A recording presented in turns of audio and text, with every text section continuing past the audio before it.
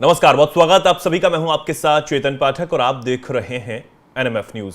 मेरे साथ मौजूद हैं वरिष्ठ पत्रकार पंकज प्रसून जी। तस्वीरों में आपको जो दिख रहे हैं उनको तो आप पहचान ही गए होंगे, और अगर नहीं पहचाने हैं तो उसी को बताने के लिए हम आपके साथ आज जुड़े हैं।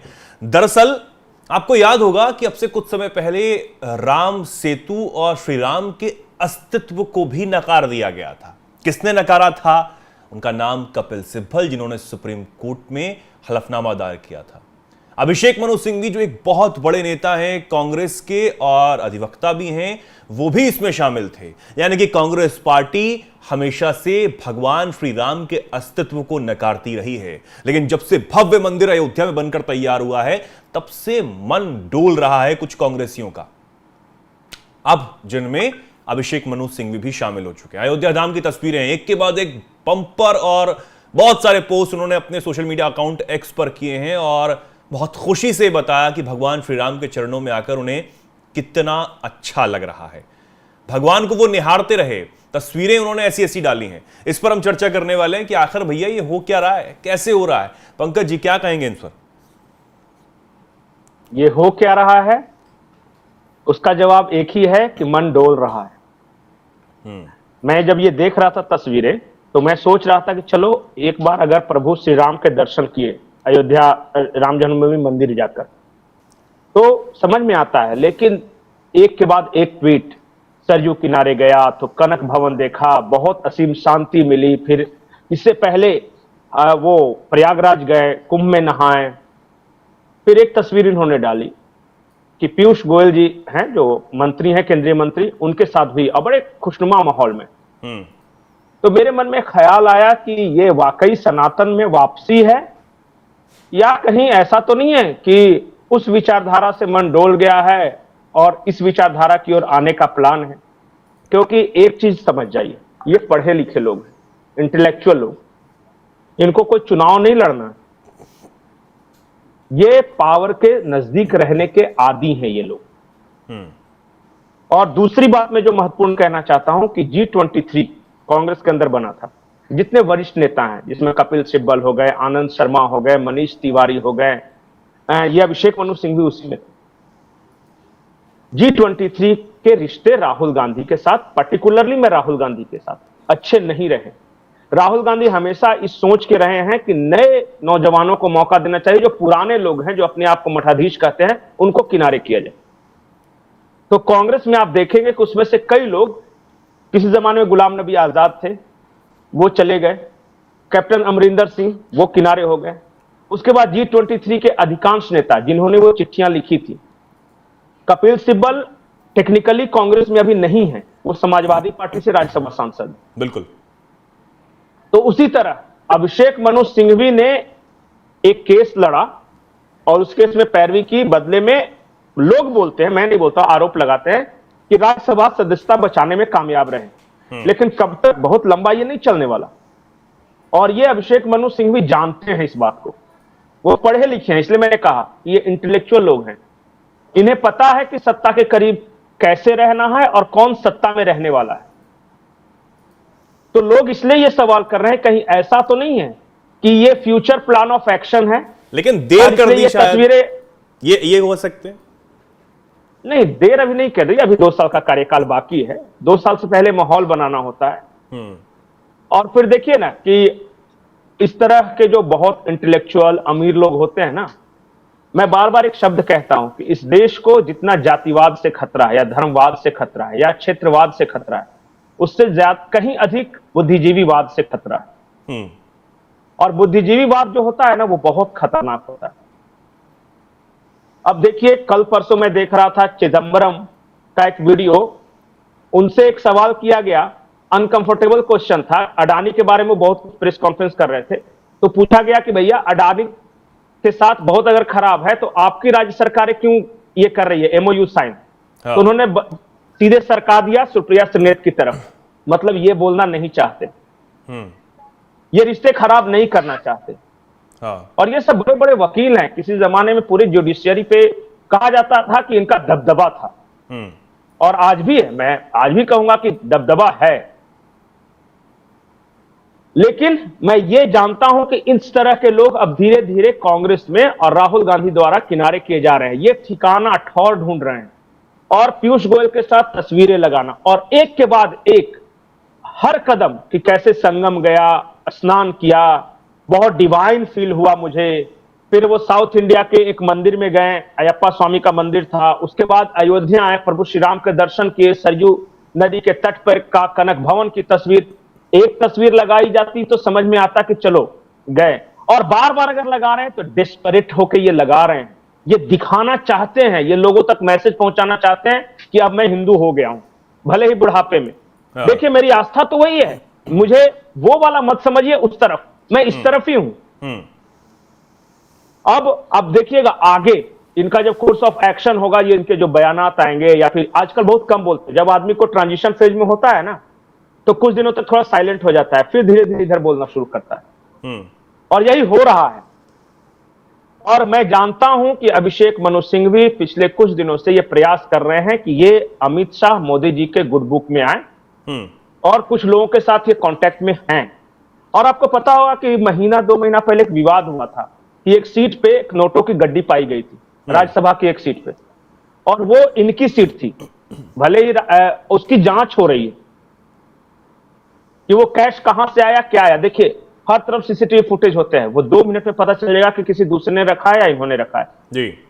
लेकिन मुझे ऐसा लगता है कि वो विवाद, जिस तरह के बयानात आ रहे थे, वो विवाद अभिषेक मनु सिंघवी को कंट्रोवर्सी में फंसाने के लिए अपोजिशन बेंच की ओर से ही रखे गए थे। क्योंकि देखिए चेतन, आप समझिए कि एक तरफ बैठा हुआ है सत्ताधारी दल और एक तरफ अपोजिशन बेंच रखा हुआ।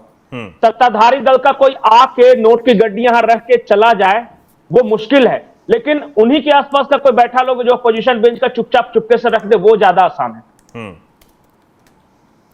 और मुझे लगता नहीं कि अभिषेक मनु सिंघवी जैसा लॉयर सिर्फ एक गड्डी लेके ऐसे रख देगा, इतना बेवकूफ कोई नहीं।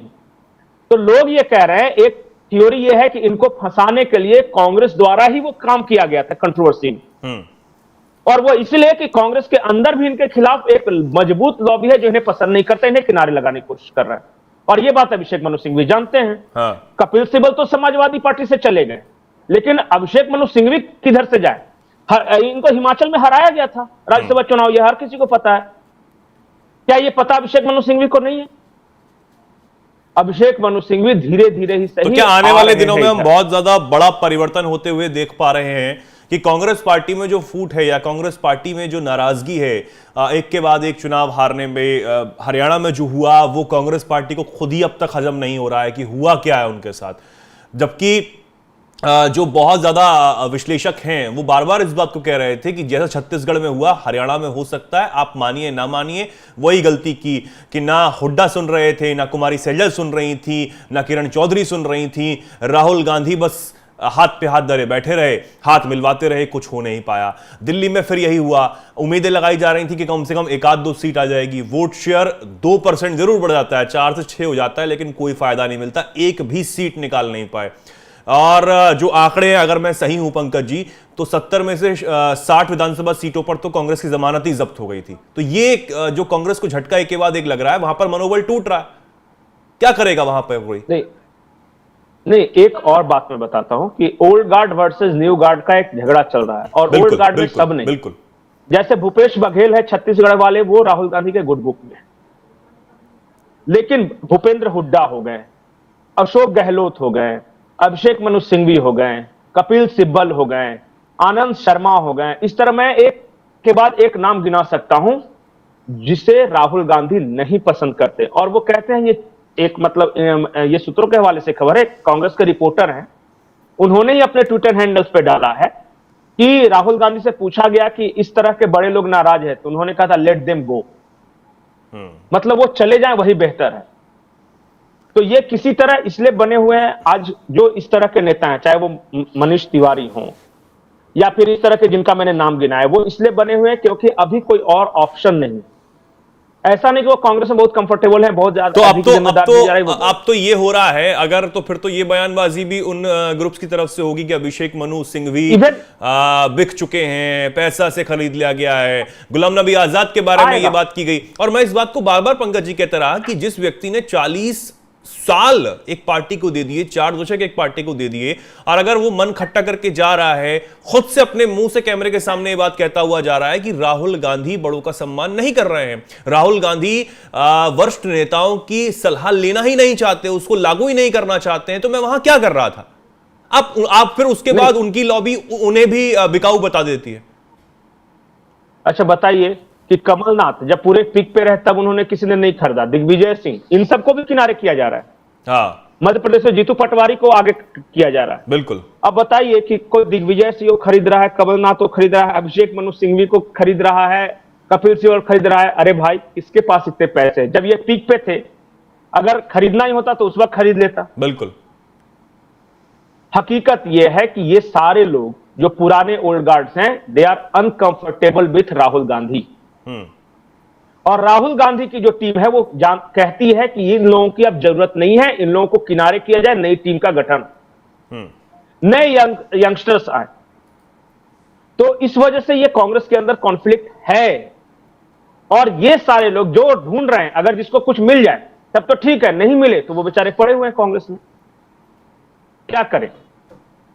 लेकिन ये सही, अच्छा बताइए, ये तो ठीक है, ओल्ड गार्ड्स की मैं बात कर रहा हूं। डीके शिव कुमार जब संगम में स्नान करने आए तो कांग्रेस के कई नेताओं ने राहुल गांधी से जाकर शिकायत की कि देखिए, आप आज तक राम मंदिर अयोध्या में प्राण प्रतिष्ठा में नहीं गए, वहां दर्शन करने नहीं गए, लेकिन देखिए आपका एक डिप्टी सीएम है, वो जाकर संगम स्नान करके आया, वो ठीक नहीं किया। ये राहुल गांधी से शिकायत की गई थी। हाँ। और फिर मीडिया में भी ये बात आई कि राहुल गांधी नाराज है डीके शिव कुमार से।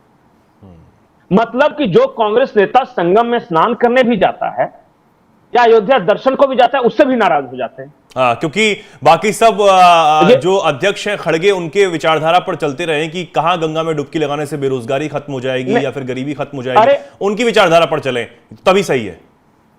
नहीं, और ऐसा हर पार्टी के साथ नहीं है। देखिए, अखिलेश यादव गए हैं, डुबकी लगा के चले आए, उनकी पार्टी में इस तरह कोई इशू नहीं। बिल्कुल।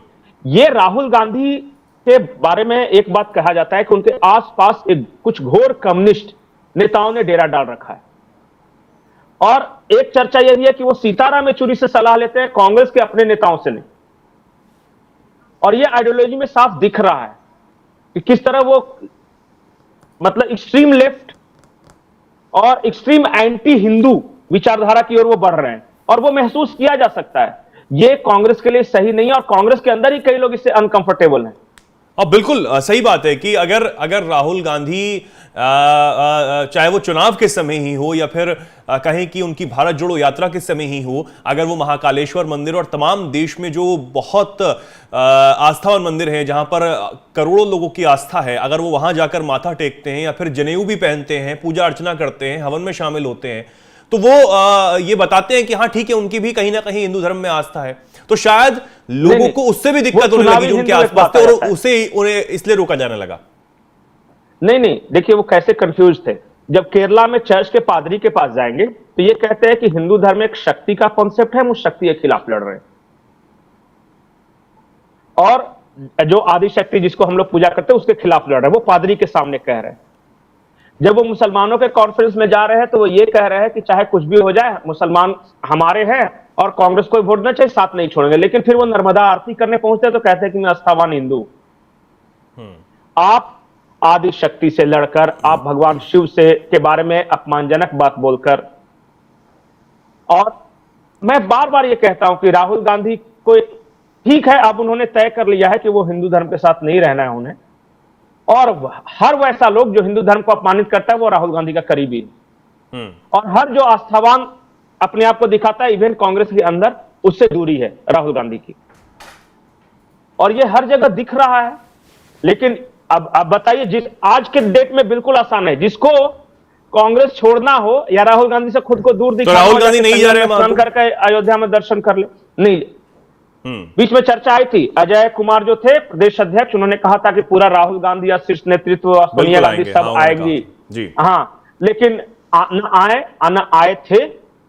एक बार मुझे याद है कि सोनिया गांधी उस वक्त कांग्रेस के अध्यक्ष हुआ करती थी, और बहुत लोगों ने उन्हें कहा कि देखिए संगम में स्नान करेगा तो हिंदू के वोट मिलेंगे। वो आई प्रयागराज, नाव पे बैठी, लेकिन स्नान नहीं किया, पैर से उस पानी को टच करके आ गई, ओ इट्स वेरी कोल्ड।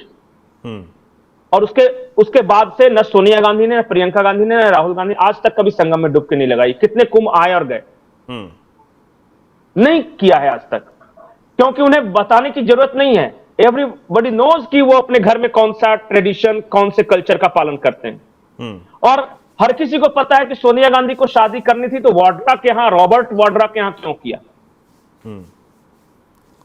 तो और मैं आगे नहीं बढ़ूंगा कि बहुत सारे लोग बोलते हैं ये कि राहुल गांधी का असली नाम गांधी है ही नहीं, क्योंकि सर्टिफिकेट नाम तो राहुल विंसी है। ये सुब्रमण्यम स्वामी ने कई बार ठीक है। कहा अब ये उनकी इन नागरिकता चीजों पे को नहीं लेकर जाएंगे, लेकिन फिलहाल जो तस्वीरें सामने आ रही हैं, फिलहाल जो तस्वीरें हैं, हाँ, मैं कंक्लूजन में ये कहूंगा कि आज की तारीख में जो भी कांग्रेस से अलग खुद को दिखाना चाहता है, राहुल गांधी से खुद को दूर दिखाना चाहता है, वो या तो अयोध्या दर्शन करता है, या किसी मंदिर में दर्शन कर लेता है, या कुंभ में डुबकी लगा लेता है। राहुल गांधी खुद ही समझ जाते हैं कि अब हमसे।